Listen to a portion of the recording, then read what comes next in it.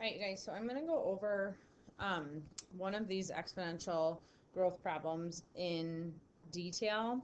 I am currently looking at the 361 extra practice review. So if you haven't done this, don't sit there and do it along with me on this paper. Do it on a separate sheet of paper so that you can go back and redo it yourself and then compare your answers. If you have done this, you might want to just check your answers as you go if you have not done that on Google Drive. I'm not going to do 1 and 2. I'm going to do number 3 because number 3 goes start to finish. And then I will also be doing number 4. So remember, there are 3 steps you need to follow here. The first thing, no matter what it's asking for, you always need to find A. A is your initial population. When you do that, if you're trying to find A, you want to remember that you're going to use an X of 1 because you're looking at it as one time period. You can't use specific years there because you're looking at a growth rate over a specific span of years, not an annual growth rate. So I'll talk about that as I solve it. Step number 2, then you have to go and find R. Well, this is confusing to a lot of people because if you look at this problem, you have a 39%, you would say, well, that is R. The big thing here is that you're looking for an R that's annual. So that means your X here is going to be the number of years. So I'll touch base on why those are different between step 1 and step 2. Then step 3, you're going to solve for any additional information.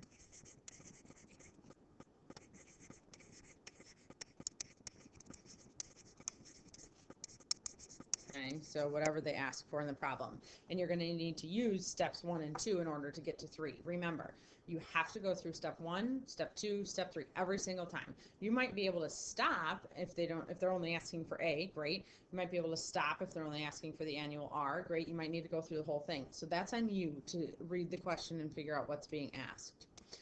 So if we look at number 3, it says, as of February 2015, Mrs. Fitzharris's hometown of Palatine had a population of 65,431 people.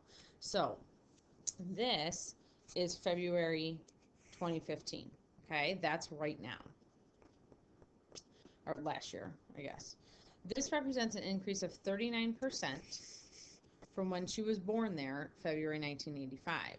So this is why X is 1, because they're saying from 1985 to 2015, there was a growth of 39%. That's a span. They don't know every year what happened, but total from 1985, if they look at that number, to 2015, it was 39% growth. What happened in between there each year? Not sure yet, but we know the whole thing was 39%, which is why you're using X of 1, because you're looking at the whole time period from 85 to 2015. Okay, so it's asking, what was the population of Palatine in February 1985? Okay, well, 1985 comes before 2015. So when we're talking about identifying labels, this is going to be my Y. That's my ending amount. That's right now. Because I'm looking for 1985, that's before 2015, so A has to come before Y. A is your initial, Y is your ending. Okay, so it wouldn't make sense to say that your ending population was in 1985 and then your starting population was later in 2015. Pay attention to things like that. So first thing, we have to find A. Then it says, assuming a constant annual rate of increase of population. So what the R is, that's step 2. What was the population in 2002? And then what's the predicted population in 2040? So that's step 3. So let's start with step number 1. We need to find A.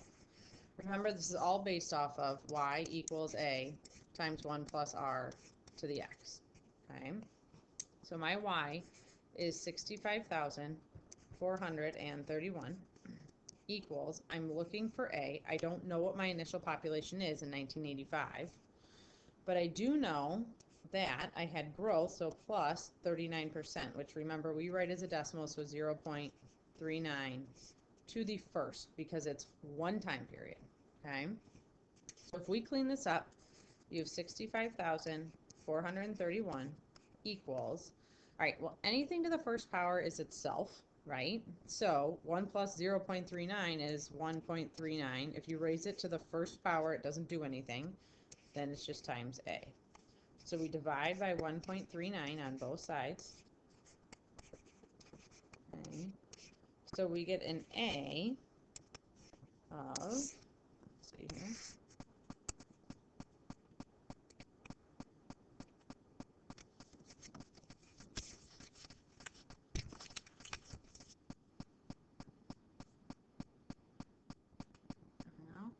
so 65,431 divided by 1.39. So we get 47,042.66. But this is people we're dealing with. We don't want 0.66 of a person. So what we're really looking at, well, that is 47,072.66. We're going to round because that's 0.5 or above. And I'm going to say my initial population is 47,073. Okay, remember, you only round at the very last step. If this was money, I would have some decimals here. People, we don't want part of a person. So now I have found A. Now I can go on to step 2 and I can find the annual rate. The only thing we know is that from 1985 to 2015, so 30 years, there was a span of 39%. That doesn't mean we're going to chop this up into 30 parts and just say, oh, 39 divided by 30, there's our annual rate. Doesn't work that way. Remember, this is exponential. You do not have a constant rate of growth. Okay? So, and that's all Math 1 stuff. So I'm going to take, when I'm solving for R can be my only variable, right? So my Y is 65,431. I now know my A is 47,073. I'm looking for my R. Now what should that X be? That X always needs to correlate between your A and your Y. Well, this 47,073 happened in 1985. This 65,431 happened in 2015. That's a span of 30 years. So we're going to divide, undo your order of operations. Remember, when you're solving for variables, you're undoing PEMDAS. So we're going to divide first. I am not going to round that until the very end, so I'm just going to keep writing this fraction equals 1 plus R to the 30th. To undo that 30, I need to raise both sides to the 1 over 30. So now I'm looking at 65,431 divided by 47,073 to the 1/30th equals, these cancel, and you're left with 1 plus R. So your last step to get R by itself is to subtract the 1. So I'm going to put that entire thing in my calculator, okay? And I'm going to take my time. So I have 65,431 divided by 47,073. Okay, I'm just going to leave it. I'm going to raise that to the 1 divided by 30. You guys know I like to take multiple steps here. Then I'm going to subtract 1. So that tells me my R. Remember, we like 4 decimal places here. So in this case, that's going to be 0.0110 because that 3 doesn't bump it up. So 0.0110 is your R. Now, I'm going to continue using that as a decimal in my problem because we always use the decimal in a problem, but that technically is saying that's 1.1% annual growth. So each year you're growing by 1.1%. Okay? So that's our annual growth. Keyword there is annual. All right, so now we can use that R and the A we found in order to answer the last 2 questions, which is step number 3, solve for any additional info. Well, what additional info do they ask for? They want to know what the population was in 2002, And then they want to know what the population was or predicted in 2040. Obviously, it's predicted because we don't know. So I have y equals my initial population of 47,073 times 1 plus my rate, which is 0.0110. Well, how many years have passed? This 47,073 is 1985. Between 1985 and 2002, which is what we're looking for, that span, because we're using the annual rate, we need a number of years. Annual means once a year, okay? So the difference in years between 1985 and 2002 is 17. So I'm going to put that in my calculator, and if you use parentheses, you know you can put it straight in. So 47,073 times 1 plus 0.0110 to the 17. And you should get 56,694.57. Again, you guys, you have to think about this is people. So I'm going to say that's 56,695, or rounding up. So 56,695 people would be your answer for 2002. Okay.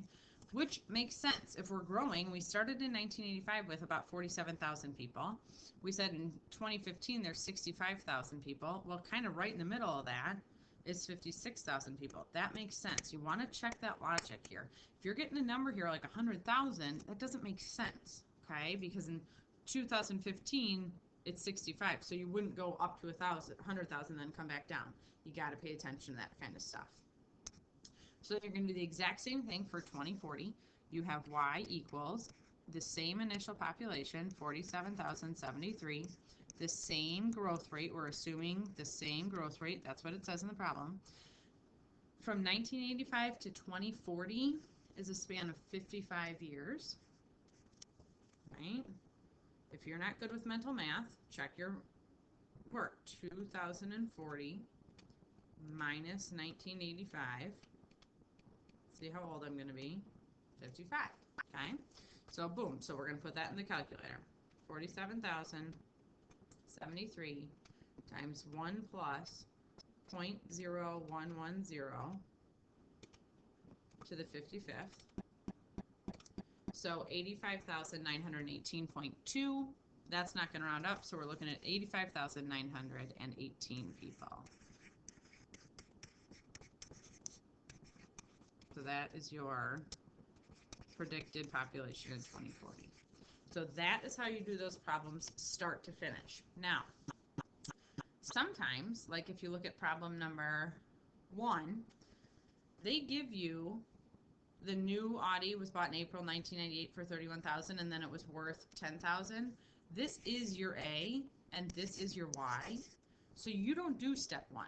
There's no need to solve for A because the problem does it for you. So you start at step 2. So you need to figure out, okay, what do I have? Where do I need to start? You might not always need to do step 1. It might be done for you. You have to pay attention to stuff like that. Okay. All right. So on the back, on number 4, this is where you're comparing. So you're changing from maybe a monthly rate to a yearly rate, or a yearly rate to a quarterly rate, or whatever the case may be. Remember here, you're going to use 1 plus r to the n equals 1 plus r to the n. Okay, so r, obviously we know is our rate. N is the number of times it's compounded per year, which is why it's n and not x here, because now we know it's per year and that number is going to change. Now, the other thing you want to pay attention to is that this side, I like to think of this side as what I know, and this side as what I want. Okay, so what that means, it says here, given the investment options below, which interest rate would result in the greatest amount earned on a given investment? Justify your answer by approximate equivalent monthly rates compounded monthly. You guys, this is redundant. This is just how the words are written. That doesn't mean, it just is saying again, oh, hey, we're doing it monthly. Okay? Don't let that throw you off. So we want to change all of these to monthly, because right now, this is quarterly, this is monthly, this is annually, this is semi-annually. I can't just go straight and compare those interests because you're not comparing apples to apples. You have apples, you have oranges, you have lemons, you have grapes, right? You have no idea. So we need them all in the same playing field. So option A. So we have 0.5% quarterly interest compounded quarterly. Okay, so that means I have 1 plus 0.57% is 0.0057. It's happening quarterly. That's 4 times a year. Okay, so that's what I know from the problem. Well, what do I want? I want to know the rate. So I don't know what that is, but I do know I want it monthly, which is 12 times a year. Okay. So 1 plus 0.0057, I'm just going to condense this to, sorry, that's sloppy. Clean that up. To 1.0057 to the 4th equals 1 plus r to the 12th. So to solve for r, you guys, this is old news. We're going to take this to the 1/12. Okay, so now I have 1.0057 to the 4th to the 1/12. I'm not even going to screw around with cleaning that up. Equals 1 plus r, and then I'm going to subtract 1 to get r by itself. Same thing I did on the front. Now I'm going to pick up my calculator and let the calculator do the heavy lifting for me. And I'm going to say I have 1.0057 to the 4th power. I need that to the 1/12th power. And then I'm going to subtract 1. Now, here, I'm going to use 4 decimal places because your numbers are going to get really small. So you really, on these problems, really need to use 4 decimal places. So we get 0.0019 here. So 0.0019 equals r. So what did we just solve for? Well, that's saying we have a 0.19% monthly interest rate. Okay. Now, when we look at option B, we have 0.29% monthly. Well, that's already monthly, you guys. Don't do anything to it. We already know this one's good to go. We just need to remember to compare it. So now I'm going to move on to option C, and I'm going to do the exact same thing. What do I know? I know I have 3% interest, so 1 plus 0.03 compounded annually. That happens once a year. What do I want? I want to know the rate when it happens 12 times a year. So 1.03, right? Anything to the first power itself. 1 plus 0.03 is 1.03 equals 1 plus r to the 12th. If you don't believe me, you can throw that whole thing in your calculator. That's what you'll get. We're going to raise both sides to the 1/12th power. So now we have 1.03 to the 1/12th equals, these cancel out and you're left with 1 plus r. You're going to subtract 1 from both sides. Throw that in your calculator. So we get 1.03 to the 1/12th. Oops.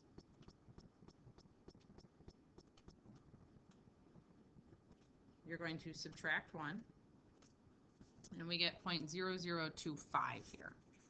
0.0025 for r. What does that mean? We have 0.25% monthly interest. Okay. So then the last one we have to do is option D. Okay, I'm going to squeeze it in over here so we can see it all on one screen. What do I know? I know I have 1 plus my interest rate of 1.4, so 0.014. It's semi-annually. That's happening twice a year. What do I want? I want the rate 12 times a year. So I have 1.014 to the 2nd equals 1 plus r to the 12th. I like to clean things up. I'm going to raise both sides to the 1/12th. See this common occurrence here because we're converting to monthly. Those cancel, and you are left with, oops, I forgot my 1/12th on this side. There we go. Sorry, that just got a little messy. So I have 1.014 to the second to the 1/12th power equals 1 plus r. And then the last thing I need to do is subtract 1. Grab your calculators, let it do the heavy lifting. Notice we're doing the exact same thing every single time. 1.014 to the second. Raise that to the 1/12th.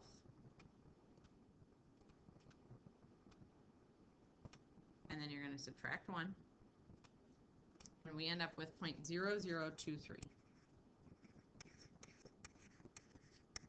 Which means we have 0.23% monthly interest.